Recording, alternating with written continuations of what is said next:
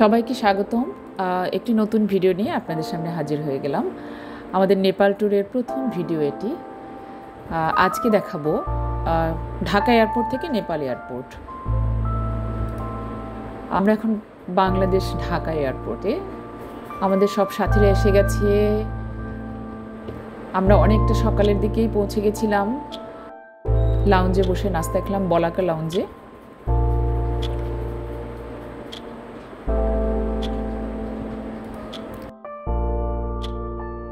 যথারীতি আমরা check in করে প্লেনে ওঠার প্রস্তুতি নিচ্ছি। এখানে একটু বলে রাখি যে যারা প্রথমবার নেপাল যাচ্ছেন তাদের কিছু ফর্মালিটিস আছে, সেটা পূরণ করতে হবে। অনলাইনে একটি ফর্ম পূরণ করতে হবে। আর আমরা যেহেতু ভিসা নেইনি, আমরা অন অ্যারাইভাল ভিসায় যাচ্ছি, তাই ওই অনলাইন থেকে আপনাকে ফর্মটি ঠিকঠাক পূরণ করে নিয়ে তবেই যেতে হবে। আপনি যদি কোনো চাকরি করেন তাহলে অবশ্যই আপনার কর্মস্থানের ছুটির কাগজটি সঙ্গে রাখতে ভুলবেন না।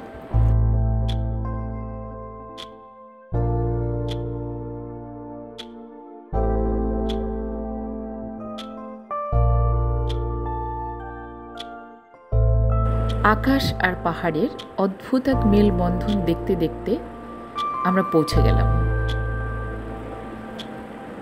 আমরা নেমে পড়লাম কাঠমান্ডু, নেপাল। শুরুতে একটি বৌদ্ধ মূর্তি মন জুড়িয়ে দেবে আপনার, অসম্ভব সুন্দর।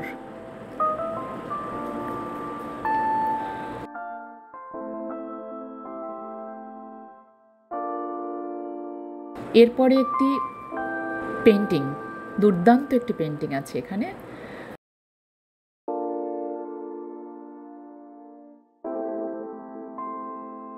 কিছুক্ষণ সময় নিলাম এই পেন্টিংটির পাশে দাঁড়িয়ে। আমরা যেহেতু অন অ্যারাইভাল ভিসাতে যাচ্ছি, আপনাকে অনলাইন থেকে একটি ফর্ম পূরণ করতে হবে আপনার তথ্য সম্বলিত, যেখানে একটি সাবমিশন আইডি পাবেন।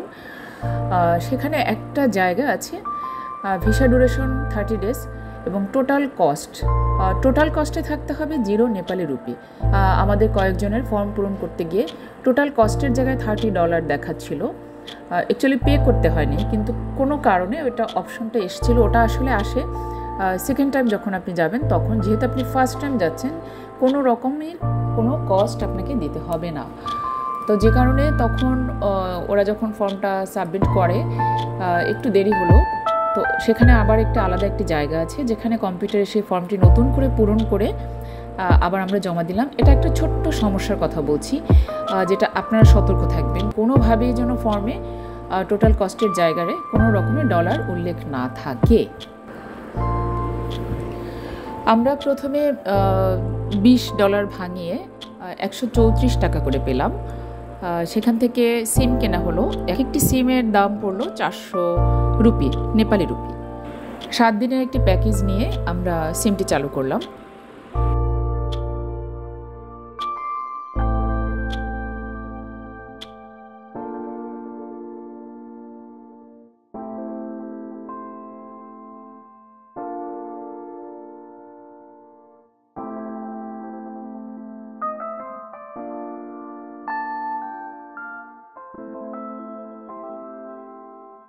নেপাল এয়ারপোর্টটা আসলে খুব একটা বড় নয়, বেশ ছোট, সিমছাম ছোট।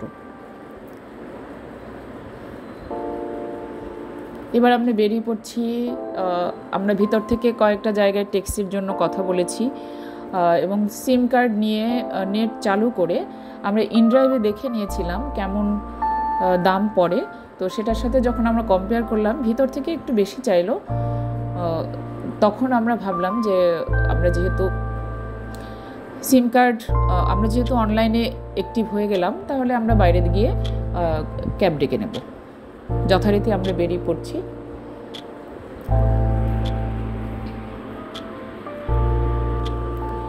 চারপাশটা একটু দেখাচ্ছি, ঠিক বেরোনোর রাস্তাটা কেমন, আশেপাশে কি আছে। কফির দোকান আছে, বেশিরভাগই হচ্ছে কার এবং সিম কার্ডের দোকান, কারণ এই সুবিধাগুলোই সবাই চায়। এবং একটা মজার ব্যাপার যে আমরা যখন লাগেজ নিয়ে বেরিয়ে আসছিলাম, আমাদের কোনো লাগেজ কেউ চেক করেনি, যেটা বাংলাদেশ এয়ারপোর্টে করছিল। আমি যখন বাংলাদেশ এয়ারপোর্টে ফেরার সময় জিজ্ঞেস করলাম আমাদের লাগেজ চেক করছে, নেপালে তো করলো না। তখন ওরা আমাদেরকে বললো যে ওখানে কোনো চুরি হয় না, যে কারণে ওদের লাগেজ চেক করতে হয় না। নিশ্চিন্তে আসলে চলার জন্য যে সুবিধা দরকার মানুষের, সেটা নেপালে পাওয়া যায়।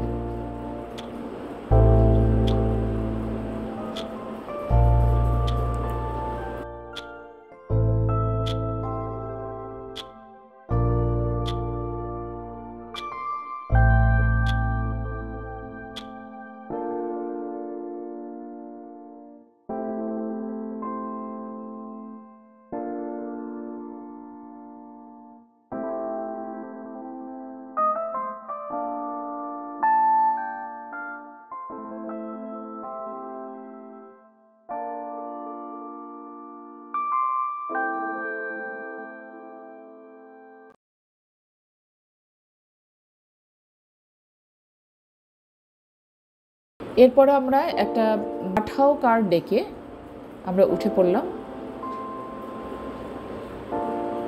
একটুখানি সময় লেগেছিল, তার জন্য আমাদের একটু অপেক্ষা করতে হয়েছে, কারণ আমাদের জন্য তো একেবারে নতুন জায়গা, নতুন অভিজ্ঞতা, সব কিছু নিজেরাই করেছি।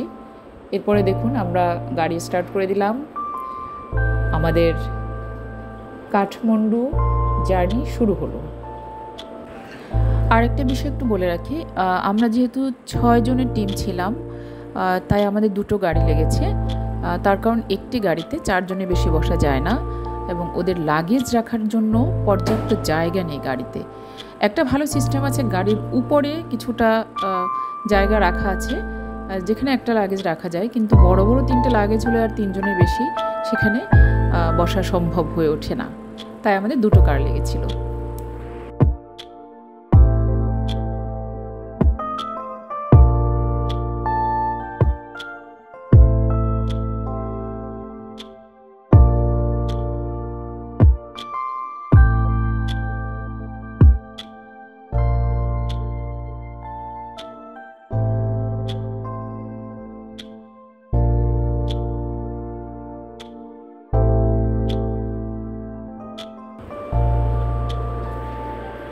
আমাদের পরবর্তী ভিডিও আসতে থাকবে একের পর এক, আপনারা আমাদের সঙ্গে থাকবেন।